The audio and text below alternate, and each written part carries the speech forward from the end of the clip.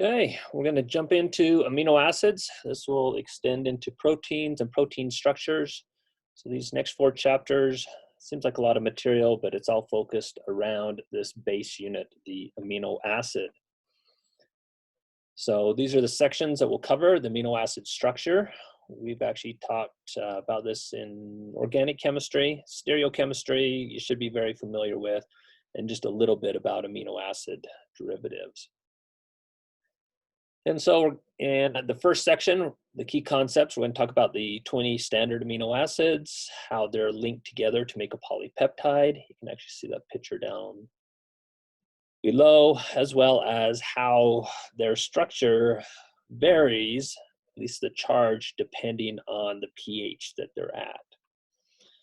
So amino acids, with few exceptions, nature uses the L enantiomer of alpha amino acids. We'll talk a little bit more about that in a second, but it has to do with the Fischer projection and the basis of the smallest sugar, L-glyceraldehyde. So when you draw the group with the highest oxidized group at the top, the amino group tends to be off to the left. In carbohydrates that we'll soon see, we tend to use D sugars. For amino acids, we tend to use L. So there are 20 standard amino acids. 19 of them end up being chiral. And they're referred to as alpha amino acids because this carbon here, the carboxylic acid is connected to this alpha carbon, which is also connected to the amine. So the amine and the carboxylic acid share a common carbon. So these are referred to as alpha amino acids. There are such things as beta amino acids. And so in that case, the amine group would be found one away. We're not going to talk about beta amino acids here, just alpha amino acids. And so all amino acids except glycine, which we'll look at a little bit closer in a minute, are chiral. And proteins only contain L amino acids. And that is for the most part. There are some cases where you can find D amino acids, but they're not included in there when they do the translation from mRNA to proteins. So natural proteins contain L amino acids. So here's just an example. You can see L-alanine, one of the simplest amino acids up here. You can see that if we draw it, this group is actually pointed back away, that group's pointed back away, and these are pointed out at you. So when you put it in that form, you can draw the wedge and the dash in this form here, or what we can do is just save some time and draw it in a Fischer projection here. And now Fischer projections, it's understood that these horizontal groups are pointing out at you. That is the convention, and these groups that are vertical are pointing back away. And so when we draw it that way, you can see that in L amino acids, the amine group is off to the left, and in D amino acids, the amine group is off to the right. So you can see this ball and stick model, how it relates to the wedge and dash, as well as a Fischer projection. Okay, so we classify the amino acids as D or L, but there's lots of other ways to classify the amino acids. You can classify them based on what else is attached to that alpha carbon, what we refer to as the R group. That R group may be nonpolar, it may be polar but neutral, polar acidic, polar basic. And you can see down here in this bottom right that this is a Venn diagram that actually tries to show various different ways to classify them from tiny amino acids to small amino acids, polar amino acids, hydrophobic, aromatic, aliphatic, positively charged, negatively charged, or just overall charged. Yeah, so there's lots of different ways that you can classify them. I say the best practice is to know all 20 amino acids and understand their similarities and differences. So let's look at this table here. This is out of the book, and immediately I don't like it. And that is because they are not showing these amino acids in the standard Fisher projection. So there's lots of different ways to draw amino acids. I'll show you my preferred method in just a second, but this one's out of the table, and there's some interesting information on here. So what they have is the structural formula as well as the name, the 3-letter code, and the 1-letter code. And yes, it would be good to know all of those. And I'll stress that again later. So what they have is the residue mass. Now this residue mass is if you happen to remove water. If you actually want the molecular weight of this amino acid, you'd add water. I'll show you why that is so in a second, but this is kind of the average weight of glycine if it were found in a protein. It occurs in proteins, an average of 7.1%. And the pKa1, which is actually the pKa of the carboxylic acid here, is 2.35, where the pKa of the amine is 9. Now, if we go down, you notice that these are all about 2.3, and these are all about 9.7, 9.75, somewhere around in there. And you notice that there's no data over here for the side chain. So in all these side chains, which are colored in red, these are non-ionizable protons. These H's can't be removed at a physiologically significant pH. Okay, there is one other thing to notice, and that's isoleucine actually has a second chirality center. There is one other amino acid that has that as well. I'm just going to kind of fly through these, and we'll summarize this in a second. But here are some other amino acids. So we got methionine, proline, phenylalanine, and tryptophan. Again, you can kind of see the residue mass here, their average occurrence. So tryptophan doesn't occur much, but tryptophan you may have heard of before. You hear about it all the time around Thanksgiving. It is actually converted into serotonin in our body, and so a lot of time people think that it's a tryptophan that makes you sleepy. That is not quite true. Notice again that the carboxylic acid pKa's are around 2.2. Again, they vary somewhat, and the amino acid here they vary a little bit more, but roughly 9.3. So a little bit lower here, they're about 9.7, and the the carboxylic acid is 2.3. Here they vary a little bit more. So we just need to come up with a rough number. So 2.3 is going to be good, and 9.7-ish will be good to know, roughly 9. We'll talk about why they vary. Here's some more amino acids. And again, you can see all the normal data there, but you notice that we now actually got some PKRs of the side chain. So we actually have ionizable protons or acidic protons here. So phenols are somewhat acidic. They can be abstracted around a pH of 10, and thiols are also can be acidic, and they have a pKa of 8.3. So again, we're hovering around 9 here, we're hovering around 2 here.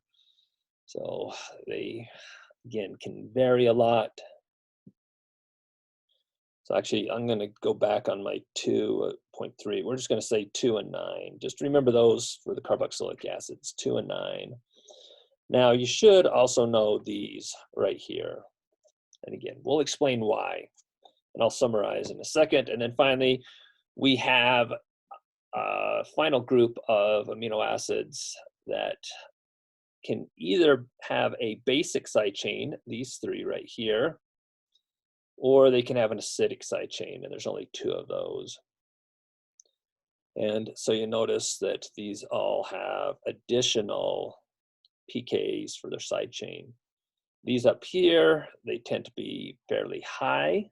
So these are amines, they get protonated. This one, histidine, is really interesting in that it's close to physiological pH. And again, we'll talk about that. And then finally, we got the carboxylic acid side chains there. So if you just separate it out like that, the information is kind of dispersed. I like this chart right here. So I made this chart. Now you'll notice it doesn't have the charges on there. I'll talk about that in a second, but it does show the structure of all 20 amino acids, their name, 3-letter code, and 1-letter code. And so you need to know these. Now, how I grouped them is across the top row are the amino acids that just have carbon-hydrogen side chains. Now, I've talked about glycine before not being chiral. We'll talk about chirality a little bit more in a second, but it's not chiral because it's got 2 H's off of there. All these other amino acids are chiral. Now, if you draw them with the nitrogen off to the left and you draw the V there, the R group will always go back for these amino acids here. So I like drawing them in this form much, much better than those other ones where they kind of look like Fisher, but they may not be Fisher.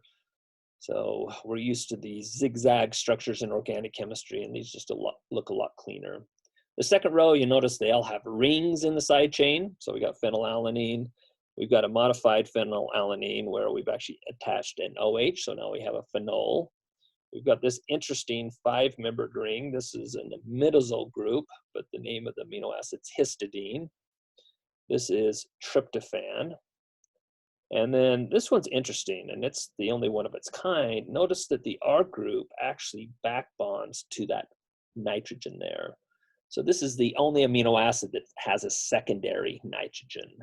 So it actually forms a 5-membered ring between the alpha carbon and the nitrogen. So it's got some unique properties that, again, we'll talk about in detail, but just happens that there's 5 amino acids that have rings.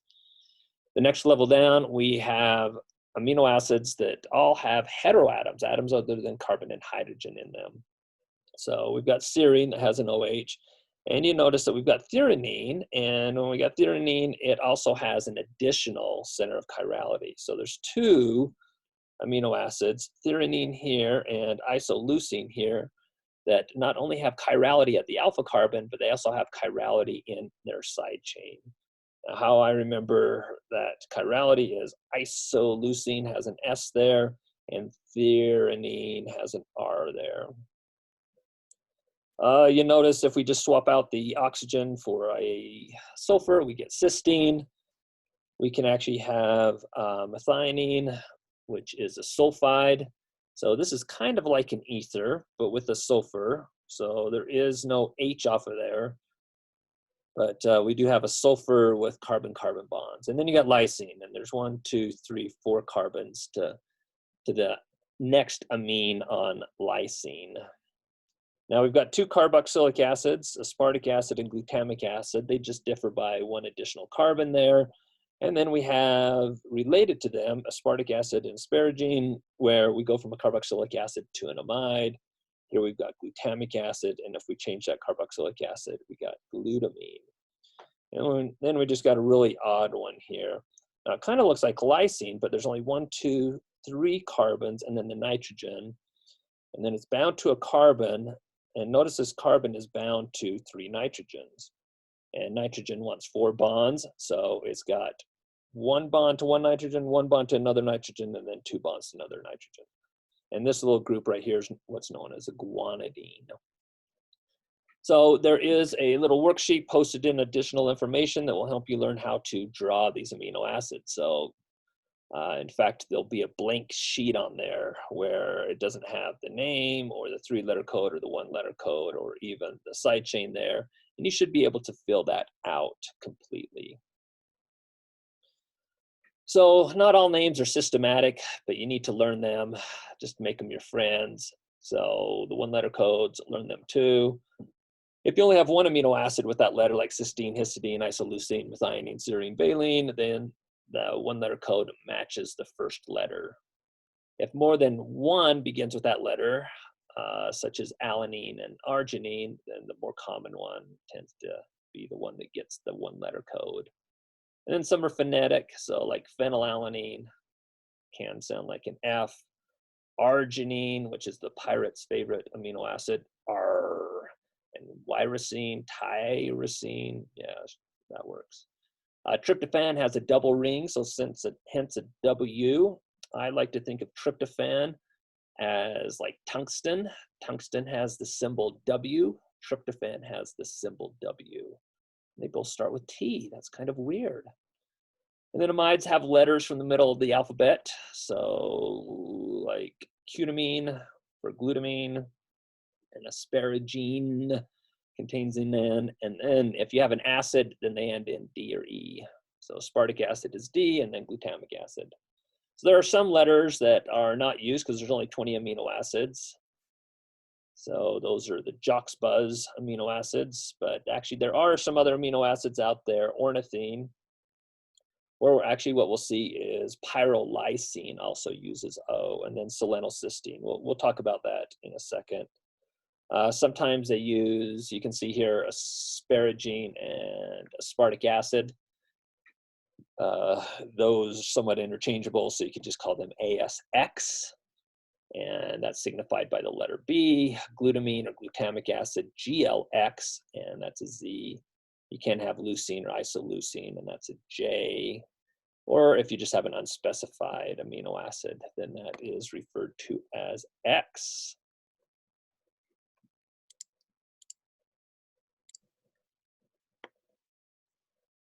Okay, so you probably don't need to know these specific letters here, but definitely do know the one-letter codes here. Now, sorry to make you sick, but I'm going to go back here. Now, these structures are not necessarily correct here. I like them just because they're cleaner and they don't have the charges. When you start throwing in charges on here, they get a little bit busier and a little bit harder to see. So these are just the general structures, but in reality, these are not correct structures because amino acids tend to be charged. So let's talk about that. And the reason that they're charged is, if you think about it, you have an amine group, which is a base, and an acid group in the same molecule. So something's going to happen. And typically what happens is the base gets the proton from the acid, and so you end up with an ammonium and a carboxylate. Now, if you notice when this happens, the overall charge on this molecule is still neutral. Even though individual atoms are charged overall, the molecule has a neutral charge, and so it's referred to as a Zwitter ion. It's in its neutral form, individually charged atoms, but neutral form. And that is a more proper way to draw the amino acid. And so amino acids, since they tend to be in this ionic form, they tend to form crystals, have high melting points, and tend to be very water soluble. Now, it really depends on the nature of the pH to actually determine the form that the amino acid's in. If you're in a very acidic environment, such as your stomach, every spot that can be protonated will be protonated. And that includes the amino group as well as the carboxylic acid. So at very low pHs, you actually have an overall positive charge on your amino acids. If I start to add some base, I'll eventually pull off the most acidic proton, which is the carboxylic acid. Remember, that has a pKa of about 2. So as I approach a pH of 2, half of this will be protonated and half of it will be deprotonated. And then if I keep adding more base, then I'm going to pull off the next most acidic group, which is the amine. And remember, that has a pKa around 9. Now in this example here, our R group doesn't have an ionizable proton that we're worried about. We'll talk about that in a second. But really, the structure of the amino acid depends on the pH that you're in. Now typically, we're at neutral pH or near 7. And so most amino acids will appear in the Zwitter ionic form, where the amino group is protonated and the carboxylic acid is deprotonated.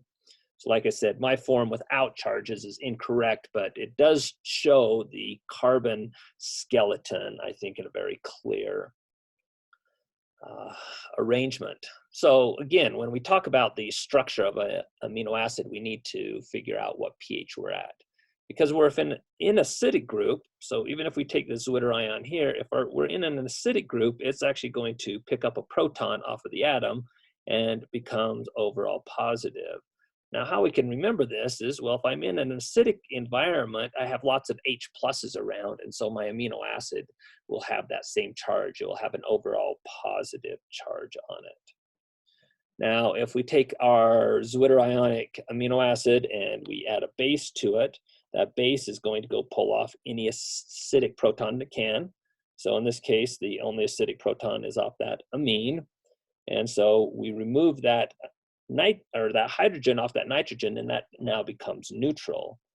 And a way to remember this is, well, if we're in basic, then we're in an OH minus solution.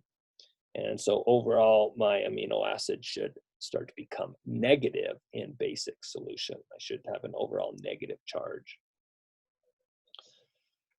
Okay, so again, you need to know what a zwitterion is. Zwitterion are those that have overall neutral charges. And I can't stress enough, but the real structure of an amino acid depends on the conditions that that amino acid is found in. So you can actually take a titration curve of an amino acid. Here we just have alanine. And what we do is we start at the most acidic spot. So we're at a very low pH. Everything that can be protonated is protonated, our amino group and our carboxylic acid. And so overall at this point, my amino acid has an overall positive charge. Now, as I start to add in a base, I start to pull off the most acidic proton, which is going to be the carboxylic acid. They're called acids for a reason because they tend to lose their protons very easily. And as we talked about before, when we talked about titration curves, when I add half an equivalent here, what happens is I've lost half of my hydrogens there. Notice that half is deprotonated and half is protonated. So in fact, this amino acid can actually act as a buffer there. And this pKa is right around 2.34. Now, normally carboxylic acids, such as acetic acid, have a pKa around 5. I believe it's closer to like 4.5. So one good question is, well, why does an amino acid actually have a more acidic carboxylic acid than just a regular carboxylic acid? What is it that is making this carboxylic acid more acidic? And likewise, amines tend to have a pKa when they're protonated around 10 to 11, 12. But in amino acids, they tend to be closer to 9. So protonated amines tend to be more acidic. And protonated amino acids tend to be more acidic at both the carboxylic acid site and at the ammonium site. So we've got a fairly low pKa, around 2.4, and as we start adding more and more base, eventually we burst past that buffering capacity, and I've deprotonated my amino acid completely. So anytime I add in some base, the pH just skyrockets because every bit of base that I add goes to change the pH. Now this point right here, this inflection point is where we have the isoelectric point. That is the point where the molecule is overall neutral. Now, as I start to add more and more base and I get to the pH high enough, I can start to deprotonate my amino group. And again, we run into this inflection point. And so that represents the pKa2 or the pKa for the amino group. And notice at this point, half are protonated and half are deprotonated. And again, as I add more and more base, eventually I can deprotonate my amino acid completely and it becomes overall negative. Again, overall positive here and overall negative right there. And then we've got this neutral point right here. So the best way to determine the isoelectric point is by titration. And that will give you the real experimental, but we can actually just add these two pKa's together and divide by 2, and that will also give us the isoelectric point. We'll talk about that in just a second. But yeah, if we add those two and divide by 2, it'll give us the isoelectric point. Now, if we have a side chain that is basic, like in histidine, the titration curve actually becomes a little bit more complex. We actually have 3 different steps in there. So instead of these 2 steps here, we're going to have an additional step because we have an additional ionizable proton, and that is in the side chain. So how you determine this is you take the amino acid, identify every spot that can be protonated, and so since we have a basic site, this nitrogen of the imidazole ring will be protonated, and of course our amine group will be protonated and our carboxylic acid protonated. Then as we raise the pH, we're going to start to deprotonate here. Now this is just pH down here. This is not the pKa of histidine. This is just the pH, and so around 2, I'm going to deprotonate that completely, and by around 4, I'm going to be completely deprotonated there. Now, the next most acidic proton is off of the imidazole ring, and that has a pKa around 2, around 6 somewhere. And so again, when I get up to a pH of 8, this will be completely deprotonated. And so you notice if we start mapping the charges, this has a overall plus charge. Oh, sorry, +2. This has an overall +1 charge. This now has an overall 0 charge, and this has an overall -1 charge right there. So the charges in this actually vary somewhat. And so the Zwitter ion appears around pH of 8. And so to actually determine the PI, the isoelectric point, that again we'll talk about a little bit more, what I need to do is know the pKa of that amine group and that amine group. So I need to get the pKa's that are on either side of when this molecule becomes neutral. So you notice when I remove this one here, I get rid of the positive there, and when I remove that one there, I get rid of the positive. So it's the pK of those 2 groups that buffer when this is going to be 0. And we'll see that a little bit more in just a second. Okay, so now that we have amino acids, they're cool in and of themselves, but they're even cooler because they can form big long chains, and so they can undergo a condensation reaction.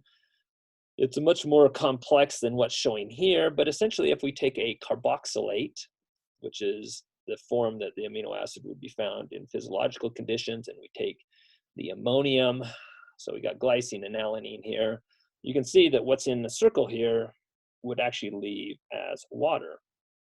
So in fact, you can see how they've color-coded it there. And you've made a nitrogen carbonyl bond, which in organic chemistry is known as an amide bond, and biochemistry is known as a peptide bond. And so you could link those 2 together. And so peptide bonds are always between the amine group and the carbonyl. So all these in red here are the peptide bonds. And so you can imagine I could form another peptide bond here. I could form another peptide bond here. And so you can link many, many, many amino acids together.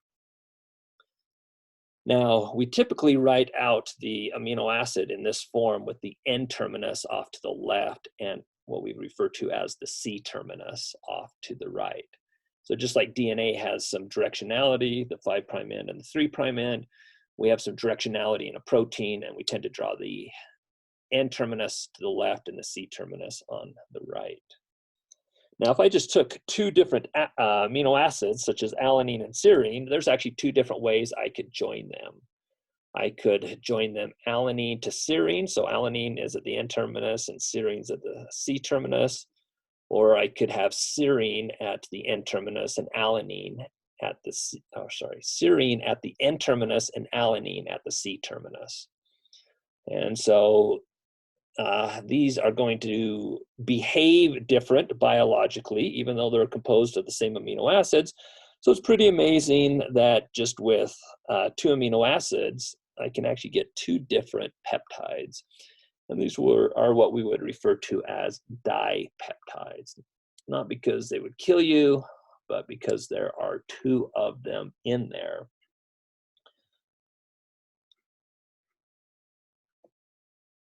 Okay, so we can again add multiple amino acids together. So if you have 2, you call it dipeptide, a tripeptide, a tetrapeptide, a penta, hexa, hepta, octa, nona, decapeptide.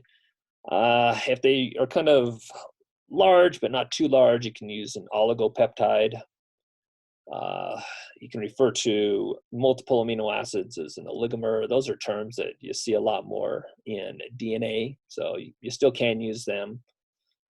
You can even use the term 34mer, but generally just call it a 34 amino acid peptide.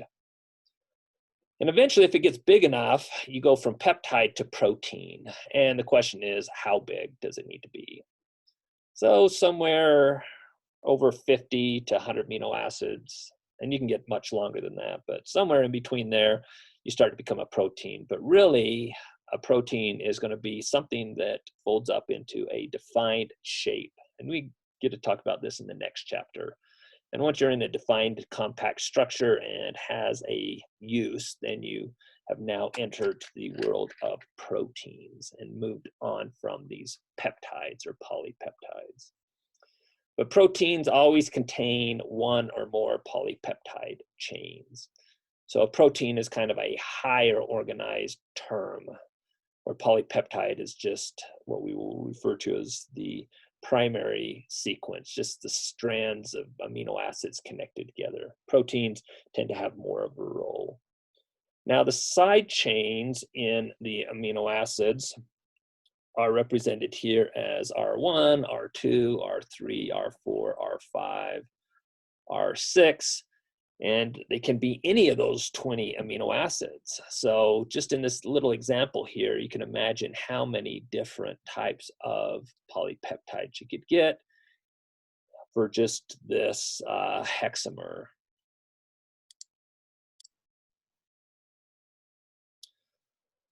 So those R side chains, they can be any of those 20 amino acids. And what starts to drive these polypeptide into protein functional molecules are these side chains.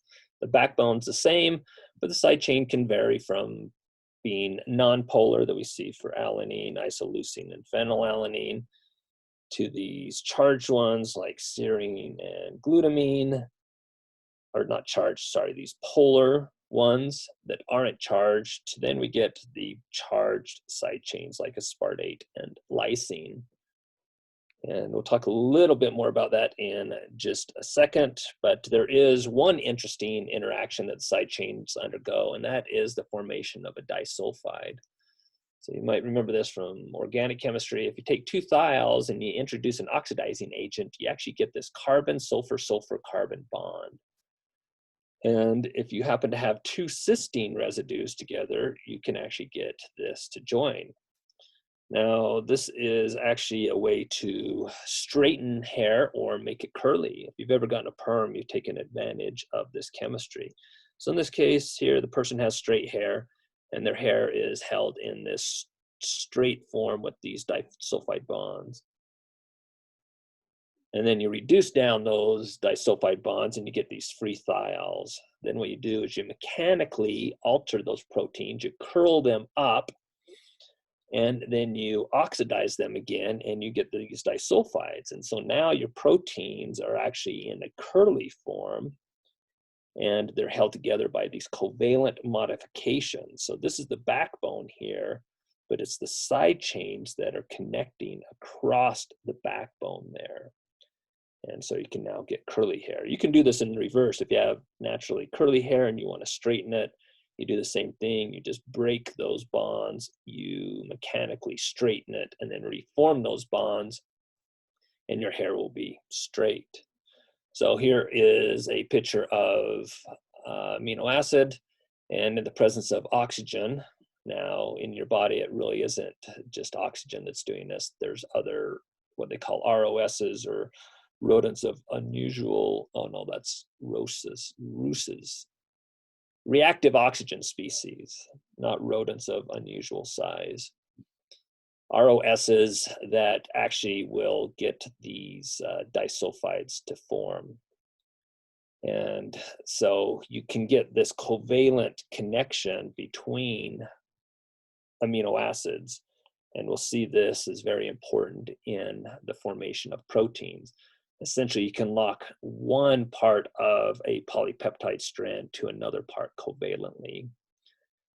And so that is the disulfide bond. Here's just another example of it.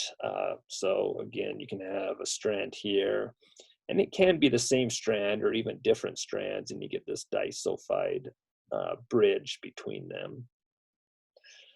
And anyway, I don't know why I got NER on there other than it has a thiol, and it can break down these bonds, but it can also break down other parts of your hair. And so the active ingredient in NER is good at removing hair and breaking disulfide bonds. Now, in your body, you actually have a very interesting tripeptide. I'll talk a little bit more about this at the end of this lecture, but take a look at this tripeptide here and see if you can identify the 3 amino acids. Now, I'll give you a little warning. The connectivity of this amino acid is not your standard connectivity. In fact, we're connecting to the side chain of one amino acid. Now, like I said, I'll talk about that at the end of the chapter, but I just kind of want to give you a chance to see if you can identify the 3 amino acids in this tripeptide. It's known as glutathione. It's actually found in fairly high concentration in our cells, and that is to help trap these reactive oxygen species. Oxygen is good to keep us alive, but it also results in free radicals that can cause some, look at that, cellular damage. Cellular, that's a scientific term for kills your cells.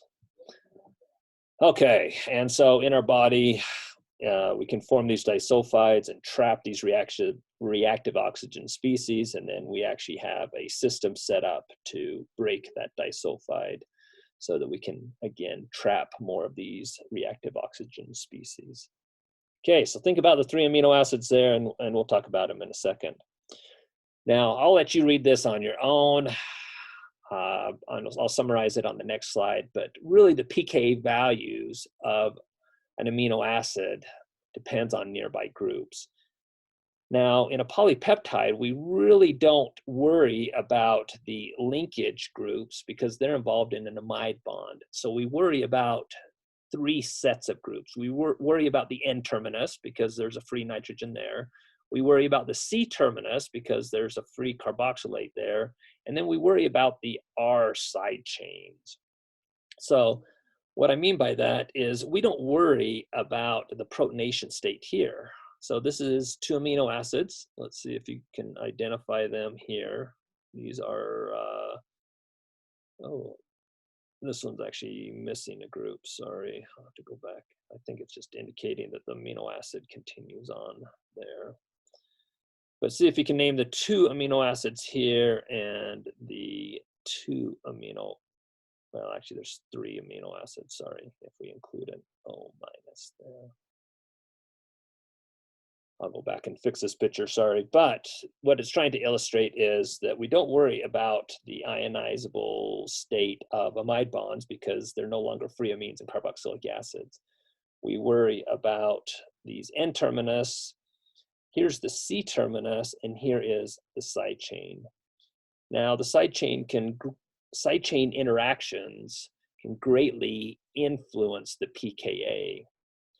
So look at this guy right here and try to figure out if that would increase or decrease the pKa of that amine group. Now, the pKa is essentially a measure of how easy it is for an H to be removed. So does having that carboxylate there make that more likely to be removed or less likely to be removed? Okay, now we're back to just individual amino acids, but we just need to understand that these pKa's that we talk about are really for individual amino acids. When we get proteins, these pKa's can change, and really it gets somewhat simplified because we only worry about the side chains, but it can get more complex because we can have many, many, many different side chains. So if we want to calculate when a amino acid is going to be neutral, we want to calculate its isoelectric point, the pi.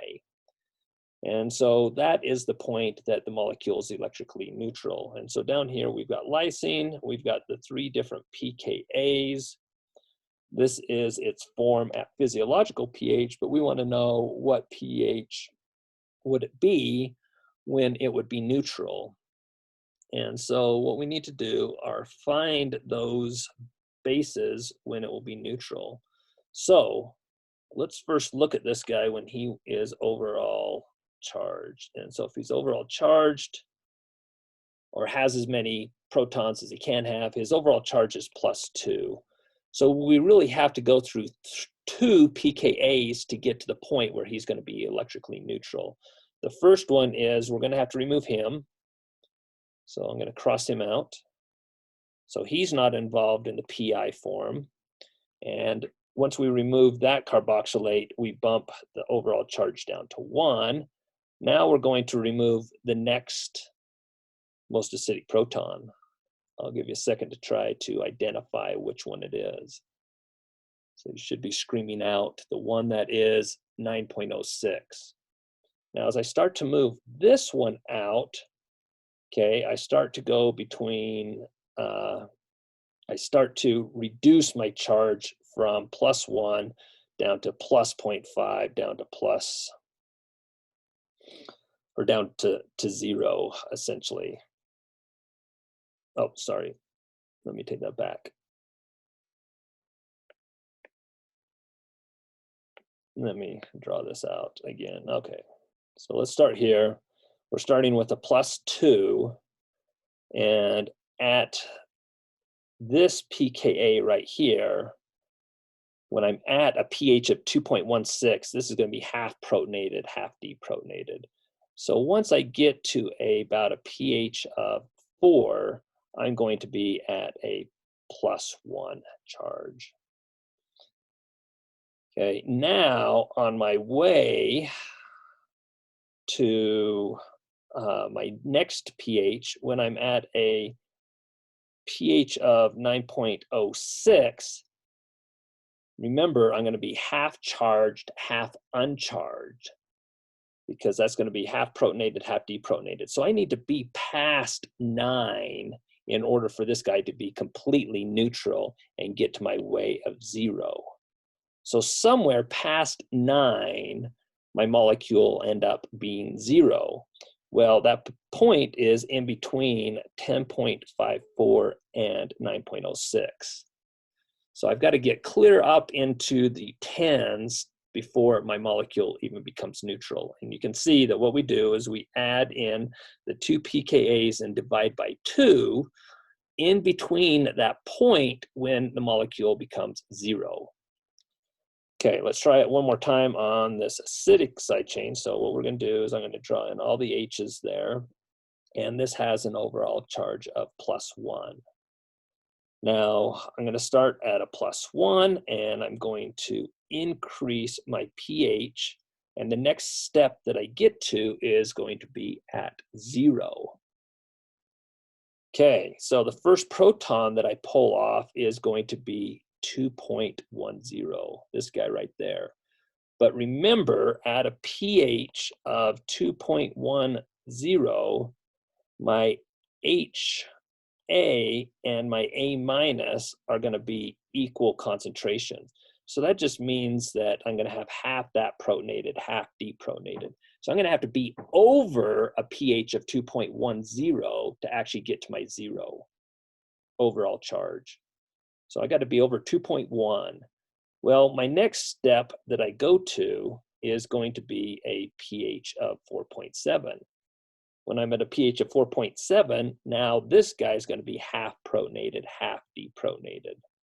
Well, I don't want to get all the way up to 4.07 because then this guy off to the right is all deprotonated. This one here is going to be half protonated, half deprotonated.